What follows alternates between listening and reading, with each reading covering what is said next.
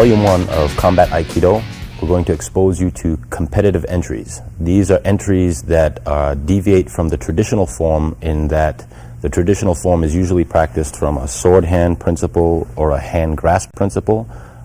These allow you to learn the techniques, but in order to be able to do them competitively, you'll need to learn certain tricks and certain angles and avenues that are not readily taught until you're about the level of black belt. In order to begin, you're going to have to master a series of basic body maneuvers. The sabaki that we learn in Aikido has many variations, but we're going to start with 2 and 3 basic applications for body movement. We'll start the first one off with sliding step. Sliding step is that you keep the same side forward and you simply shuffle your feet front to back. This is used to maneuver straight in and straight out. Can also be used to maneuver straight in and then tangentially out. Straight in and tangentially out. Straight in and tangentially out. When you do your slide step, you're winding up power so that it's not sufficient to just step forward and bring your foot in. You want to throw your body into the first place, and when your follow-up foot has caught up with it, you should be pinched into the earth so that your power is now built up and its potential power. To this maneuver, you're going to add an enter and turn maneuver. Enter and turn is simply to take your rear foot and step across your front foot, and at the same time going to rotate like a ballet dancer, coming all the way around and landing on the other side.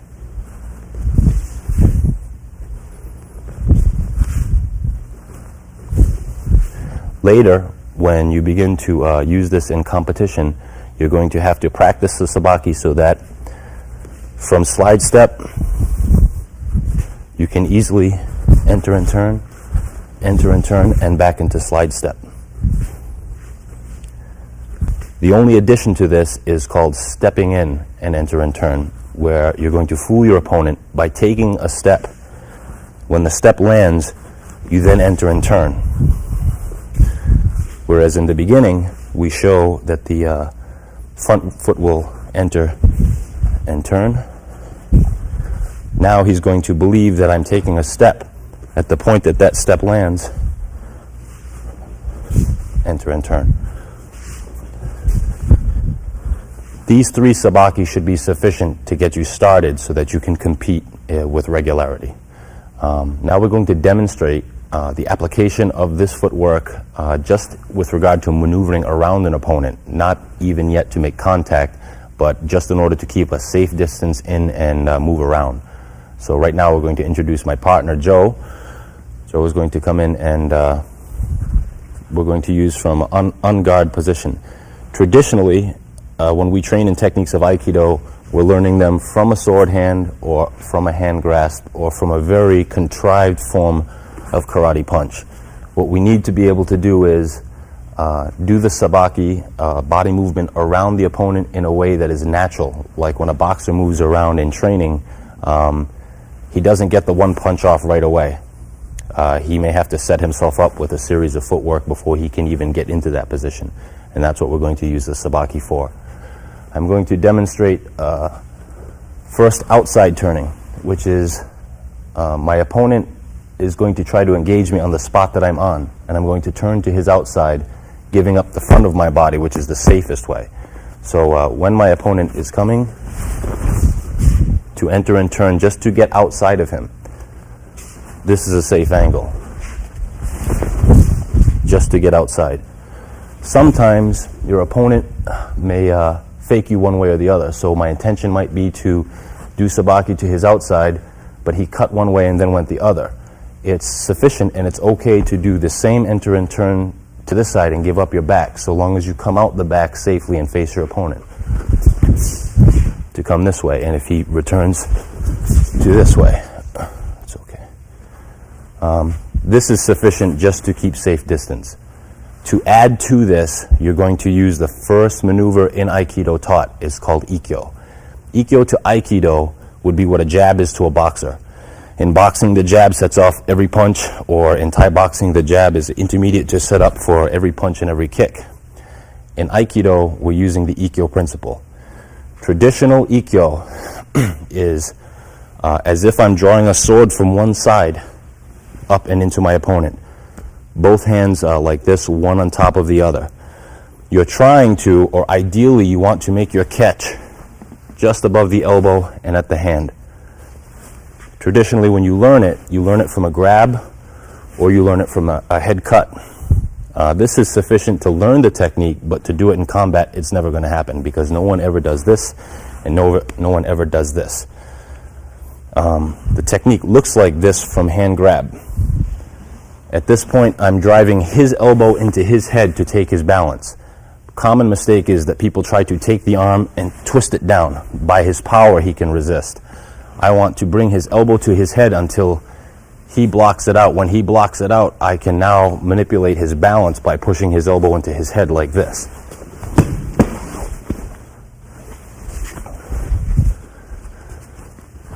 The ideal form being like this doesn't happen perfectly every time.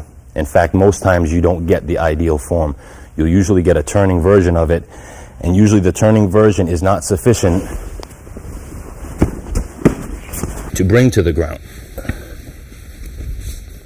The way that you have to work to master even being proficient at catching an ikkyo is you have to plan for all possible scenarios of what if I miss. So one example is some fighters don't have their arms engaged, sometimes in tight.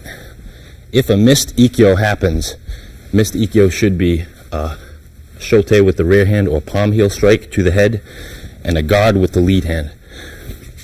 In combat, don't even plan on getting the first ikkyo. In fact, there's a term in sword fighting called shinogi, which is an opening move. It's one move done just to set the opponent up, and then you have a reverse move, or the same move done, but instead of doing it a left-sided, you would do it a right-sided. Usually you'll catch it on the second technique. So we're going to demonstrate what we call ikkyo bo, or first control boxing. I'm going to just easily move at him, and he's going to pot shot punches, and I'm just going to practice my ikkyo into his punch.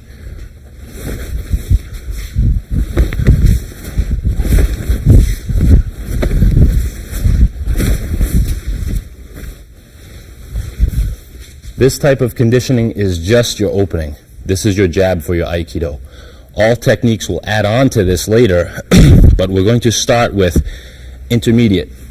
By that I mean there are techniques that happen only at this point of the opponent, and then there are techniques that happen after you've fully entered or come into contact with the opponent's body. So for right now, from real fighting position, don't wait for the opponent to attack, which is, in most cases, they teach you he's attacking, you're waiting, and then you defend. Never happens that way. You need to enter on your opponent, much like in point fighting. When I feel I'm close enough, I have to go. When I go, I'm going to elicit a response from him. At that point, I'm more apt to catch what I want. Right here, I feel I'm close enough because I'm going to use a shuffle step, then I'm going to enter and turn.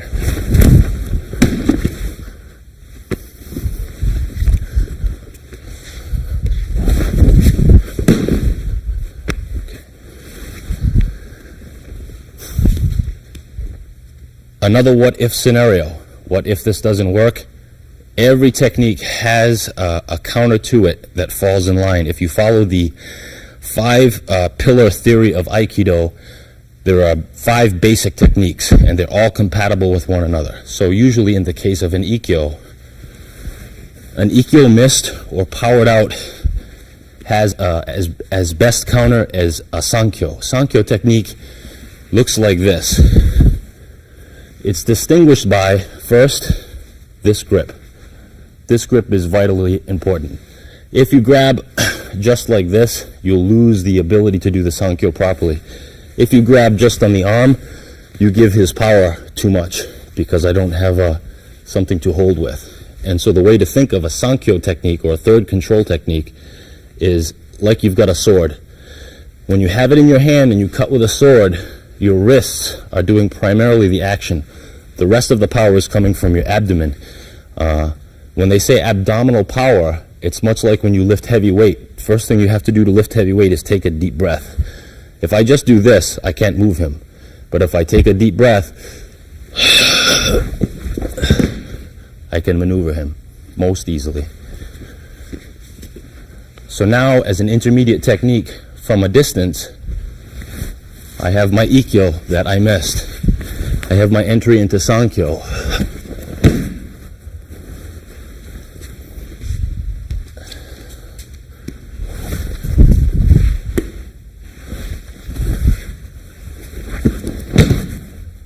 Most effective. I'm going to explain the third control grip or Sankyo grip so that there's no misconception.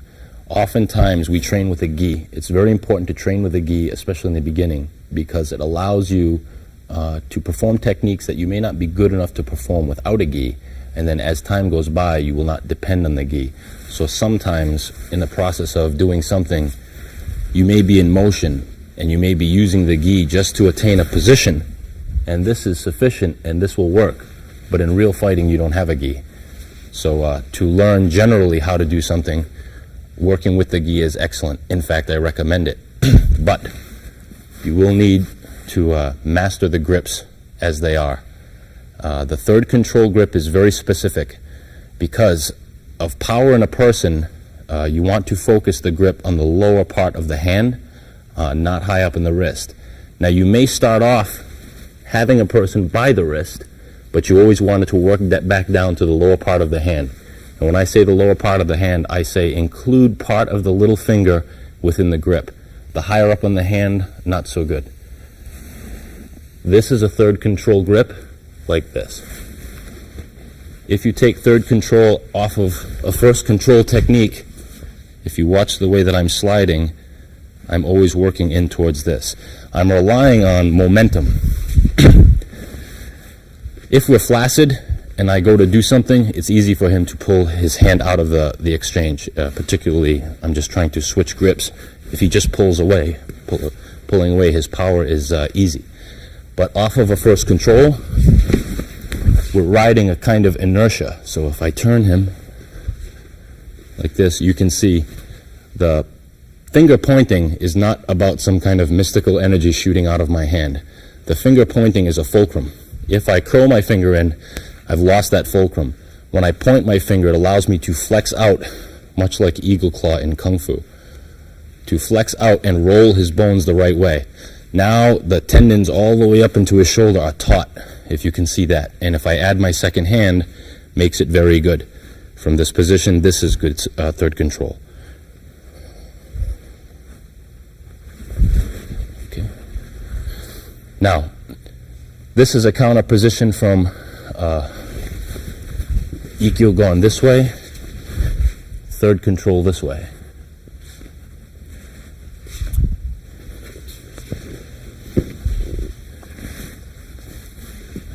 The what if is, now I'm doing an Ikkyo and say I miss.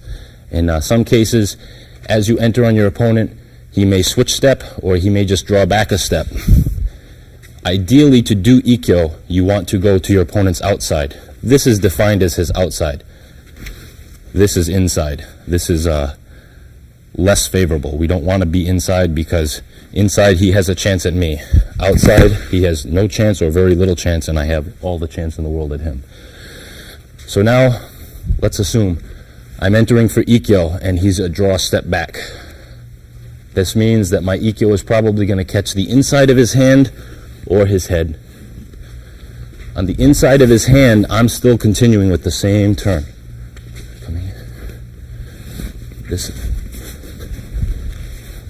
This is going to look like Sankyo or third control, except it's going to turn in what's known as four directions throw. I'm using the same body maneuver, but because I grabbed him on a different side of his body, I'm going to enter and the throw is going to come out with this grip, which is a third control grip done on the opposite side of the hand. Okay. Just leave your right side forward. Ikkyo done to the inside, Ikkyo done to the outside. This is the one we want, but we don't always get it.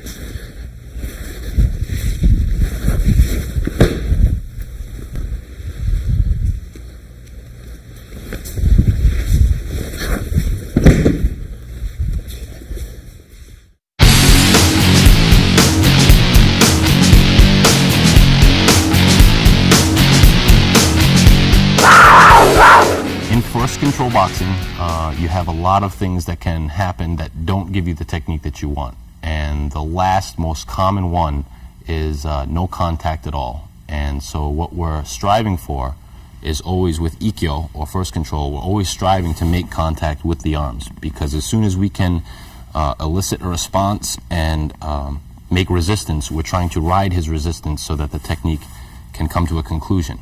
But sometimes in fighting, you're dealing with someone who, instead of engaging you when you enter on them, they withdraw, they slip, they bob, and you need to contact them in some capacity. So what you're going to aim for next is the head and neck.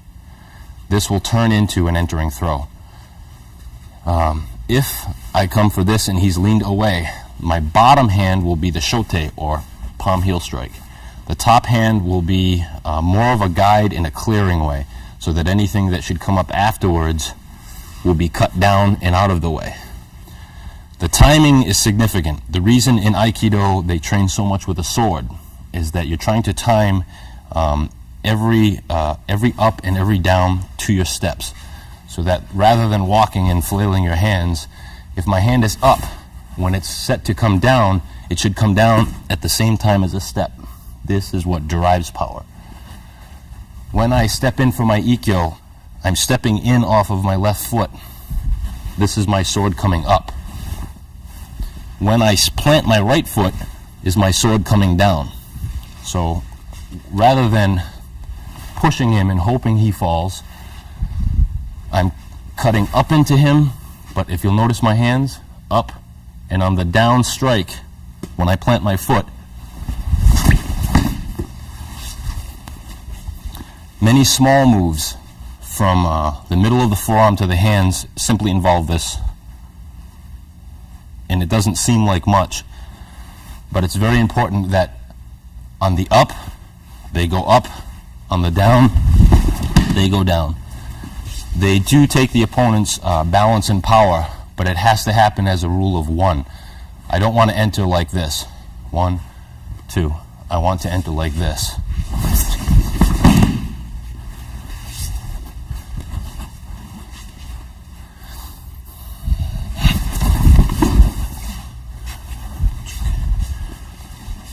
So now we have every case scenario of a missed technique. The base technique for Aikido is, for Ikkyo, is to send the elbow into the ear to take his balance. The next is drawn out and into a third control or a 4 directions throw. Like this or like this. The missed version completely is to take the head. Taking the head is right under the jawline and up. When I know I've compromised his balance enough, my hand will simply go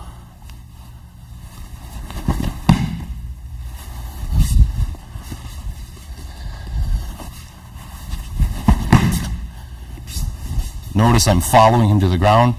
I'm not pushing him away. Everywhere that this hand goes, this foot has to go. Up and down.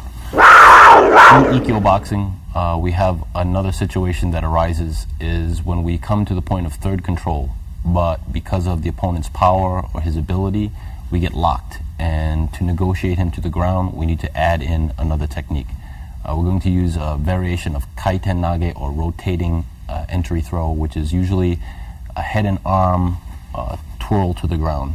So from this position, just like before, I'm entering first control. I'm re-entering third control. I have the third control grip, but he's fighting his way out, and so what I'm going to do is release the grip of 2 hands. Take his collar, either by the gi or just to wrap around. From this point, I'm going to reverse my hands so that I can just easily put him down to the ground.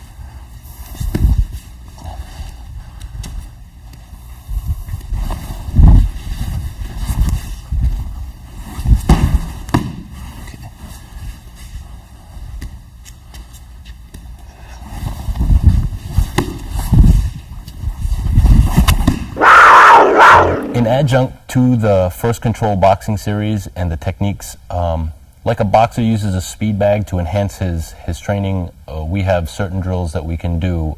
Today we're going to do one with a bokken, or wooden sword. This is to enhance your mai, or your distance between your opponent and you, also your timing, because it's crucial that you don't mess up with these.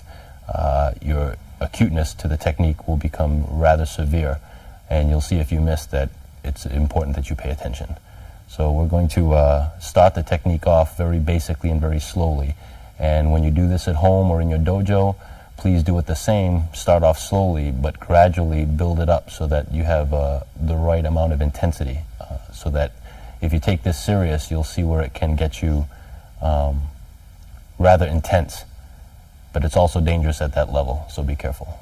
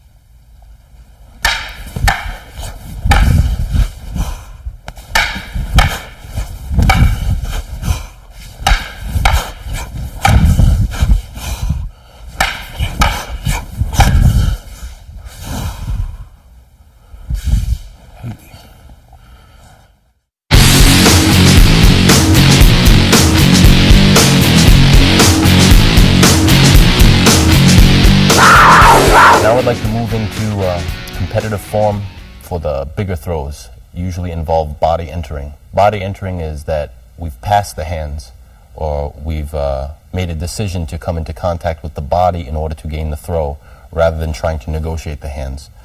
In some cases, the reasons you're doing that is because of power of the opponent or skill, and to avoid the hands it's more advisable to just supersede that situation and go right into the body. Easier to take him from his center than it is to try to overpower at the hands. We're going to address traditional entering throw. We're going to do it as the traditional throw, and then we're going to show the variation for what if we miss our traditional catch. And then we're going to do it as a competitive form, which is, as you'll see, easily understood, easily done, and never taught, at least not anywhere that I've been.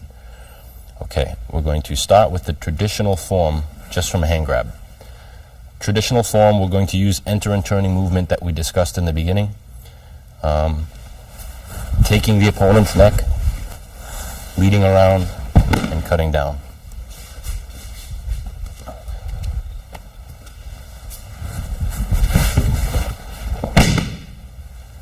This is the slowest, most static version. But in reality, if you're trying to take the wrist and head of an opponent, you may get it, and when you do, it's fine. But sometimes the opponent, sensing what you're doing, tends to want to move away, and by moving away, he's taking away your ability to catch even what you want. First is, there's the partial catch that you got a hold of it, but he's really trying to resist to get out.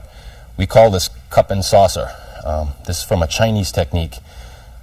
If you've ever seen a Chinese acrobat with a cup and saucer, pass it under his arm and around his head like that. Looks rather fancy, and you may wonder what would be the purpose. This is the purpose. As I'm entering, I have my opponent who doesn't wish to be led around to be thrown. So instead of taking him around and cutting him this way, I'm taking him around into his own. This is a lot like Western boxers. When they're cornered, they're taught to get out of the corner by this same maneuver. But in boxing, there's no throwing. In this,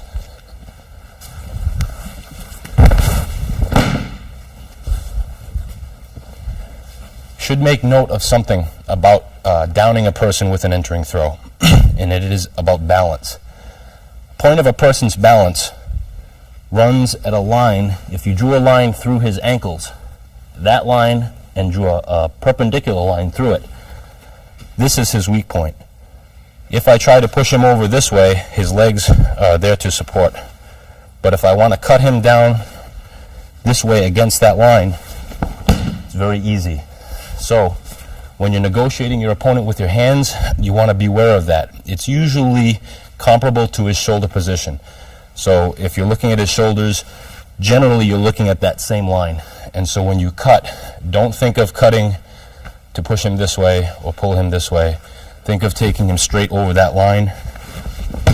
Will take his balance very well. Okay. From the traditional,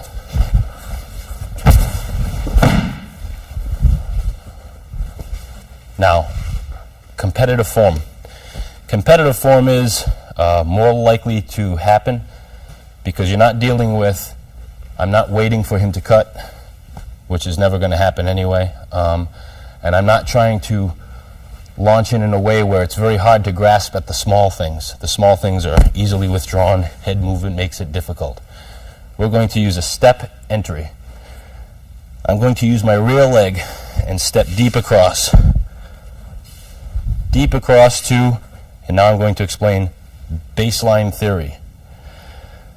If he's at the pitcher's mound in a baseball game, and I'm starting off at home plate, if I want to enter to this side, I'm entering to first base. If I want to enter to that side, I'm entering to third base. And I keep this as my rationale so that makes it easier for me to know where I'm going, especially when stopped. I'm going to use my rear foot and cut across. Because my foot is cutting across towards first base, that's where I've already made my decision. I'm not thinking at this point. As soon as that plants, that's where I'm going. When this foot lands, I need to contact his body with the lead hand, so left foot and left hand. I'm going to use this moment to slingshot myself. So right now my hips are rotating clockwise. At this point, I'm going to reverse the direction with a full turn and go the other way. Static form is a little bit misleading. Static form is a little bit misleading, but when it's done in full motion,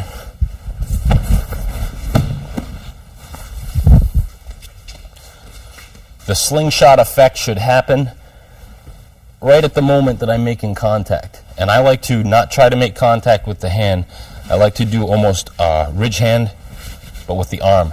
Because the deeper you can get your arm through when you do this, the closer your head will be, the easier the neck catch will be. So very slowly.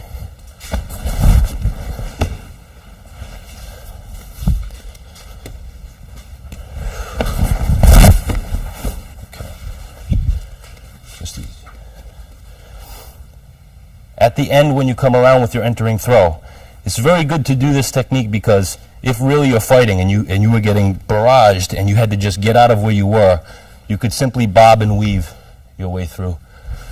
On the bob, like that, sufficient. If not, there's a form of entry where I'm going to make my hands like this. When I decide to take the step, I'm going to loop my arms around. When I loop my arms around, one's catching here, the other's catching here.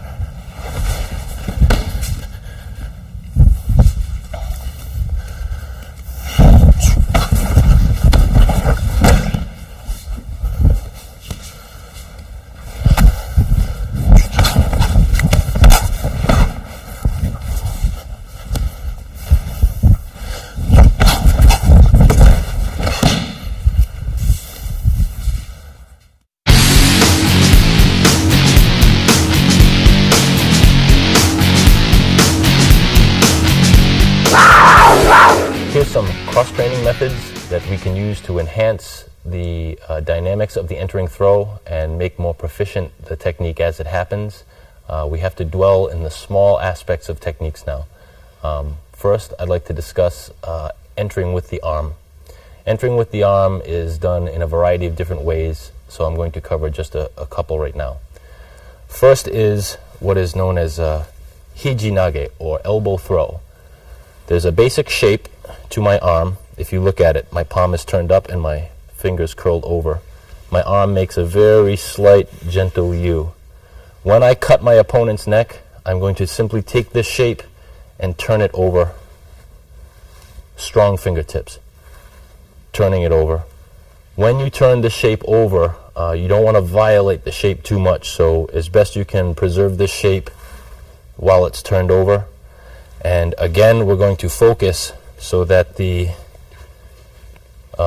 this part, which will be cutting into the lower neck and turning the head gently with the chin, we want to cut it straight through that line which runs perpendicular to the line that goes through the ankles, so that if I draw a line between his ankles and then I cut a perpendicular line through it, that perpendicular line is the direction that I should cut. So first is the cut itself with the hand. When I turn my hand over, this hand can either peel the opponent to the ground from the lapel or push his pelvis forward from just above his belt line. So if you can see it like this, from here I can peel him down. From here I can compromise in this way, or I can start from peeling and down. The hand starting up, is the aim of this hand is to put my palm here. If you see, when I put my palm there, his head becomes compromised. All in one move.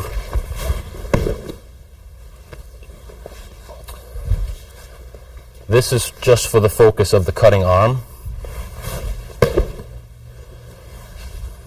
Then we have a drill of entering. A drill of entering, we're going to do a very basic front version. We're going to do, you can do from handshake, or you can do from just inside arm grab. It's subtle at first, but what I want to do is I want to stimulate a response, some resistance, and then I want to ride his resistance. So I'm going to take with some force, and like fly fishing this way, but I'm going to go this way and then this way and then this way, steering his hand like this. There's no real nomenclature to describe this, but like this. At about this point, I'm going to release this hold on this hand because I have close enough to entry.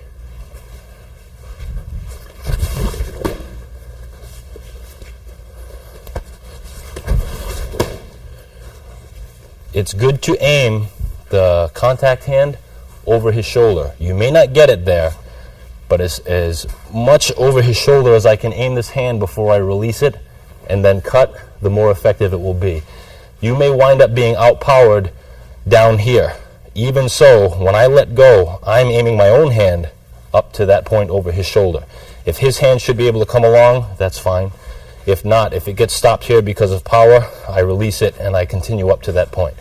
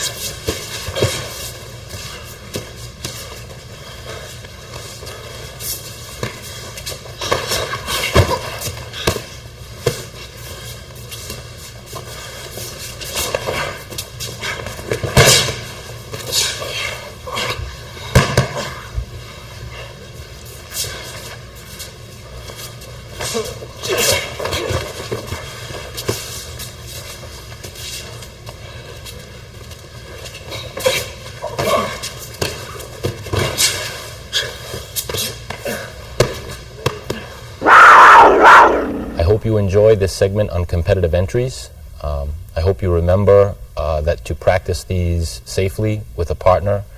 Also, you should remember that if you're going to use these entries competitively, you should also practice with members of other styles so that you do not become immune to one another. And most of all, you should practice everything that you know left and right-sided, not to be one-sided fighter, only right-sided or only left-sided. But if you work very hard, you can master these in a very short period of time, and you'll have great success.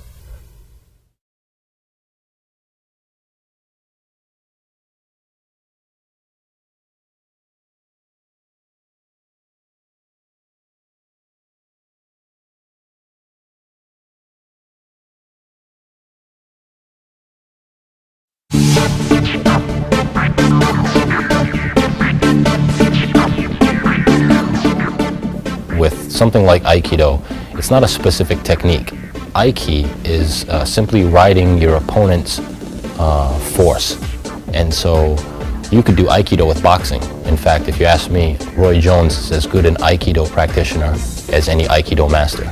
Most techniques are absorbed from a weapon. Judo is Aikido. Most techniques are based or taken from the sword or the spear. Tennis is Aikido. Aikido means that I'm harmonizing with you. Basically, I'm trying to solicit a response from you, and when I get that response, I'm going to steer that response into a favorable position. And that's Aiki. It's not the particular technique, it's what you're doing with the opponent's energy. How did you first get interested in the martial arts? I first got interested in martial arts when I was a very small boy. I actually remember hearing on TV about the death of Bruce Lee, and I must have been 3 or 4. And somehow that struck me, that stuck with me. And then anytime I ever saw anything related to martial arts, it was just one of those things born in you. When I was a kid, and when I was in my early 20s, I think like a lot of people, I was astounded by the speed of Bruce Lee. If you catch the right footage, you can see a human being that could literally move faster than the eye could see. So that was a phenomenon, and I think a lot of us were chasing that phenomenon. And as time went on, I started to see other things, and I started to see things differently. And you know, all the time you're trying to simplify what you do and quantify it, and that's really what gravitated me towards the Aikido as a martial art, because the cue and the structure of the cue is very simple and easier to assimilate into your structure.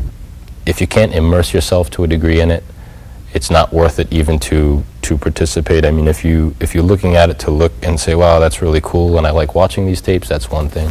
But if you're not prepared to immerse yourself into it and really think of it almost as a religion, and the reason for that is because in this practice your life depends on it, and if you don't take it that serious, somebody will get hurt, and it's not worth it for that, for fun. Have you tried using specific moves of Aikido in combat? Yes, I have in fact. A number of the things that you see on these tapes, like escaping a choke with a third control technique, I've done it. Entering throw, I've done it. And a lot of these techniques I've done in fights that I lost. I've done entering throws in fights that I lost, but I got the entering throw off. I've had over 50 fights in Japan alone. I mean, I've been fighting all my life, and if you actually had to count how many professional fights I've had, that's including going into people's dojos and picking fights, it's a lot more than 50. If I counted on my hands the number of fighters that I have worked with who have gone on to become champion of this and champion of that, these are guys who have never been able to tap me in a dojo, and I've tapped them hundreds of times, thousands of times. And a lot of fighters try to compete with that by saying, let's say they embellish their records or their careers or what they've done.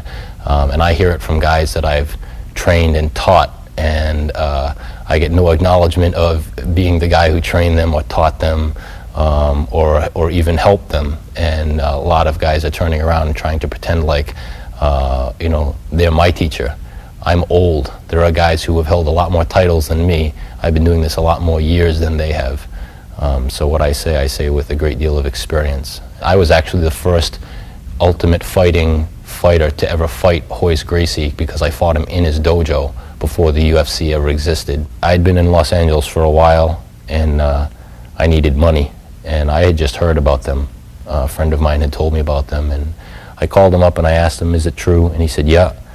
And a story I like to tell is aside from the fact that none of us in professional fighting would have jobs if it wasn't for Royce Gracie, but I called him up and I bet. He said, you can bet if you want. And so I said, I'll bet. I said, I bet you $600. And he said, okay. And it was slated to be about 2 weeks later. And then about the day before the fight, he called me up and he said, let's forget the bet. So in my head, I'm thinking, oh, the guy must be afraid. But I get to the fight and we fight in the dojo and I lose. And then after the fight, he said, well, look at it this way. He says, you won $600. And I asked him, I said, how come you canceled that bet? And he said, $500 is a bet. He said, $1,000 is a bet, but $600 is rent. And so I could kind of tell he'd been there at some point. He'd been out on his luck, and I appreciated that. And not to mention, I appreciated the fact that we all had good jobs for a long time because of UFC and everything he did. Originally, before I fought Royce Gracie in his dojo, I moved to Los Angeles to answer a challenge that Steven Seagal made in Black Belt magazine. He said that anybody who wanted to fight him could go to his dojo and challenge him and be prepared to fight to the death. So I went with a written challenge, and I went every day, morning and night, even through the Los Angeles riots, and I waited, and he never came. But, you know, that's the kind of crazy things you do when you're a kid. In my view, all styles amount to the same thing. I think all styles, if you go to Southeast Asia, to Burma, you go to Thailand, all the old masters are practicing some soft form, usually a two-sword form or a spear form. Looks very much like Tai Chi. Tai Chi is the Chinese version of Aikido, and they all have the same ending form. Varies, but it's basically the same in the end. Aikido in any sport is based on your mastery of it, and that's all it is.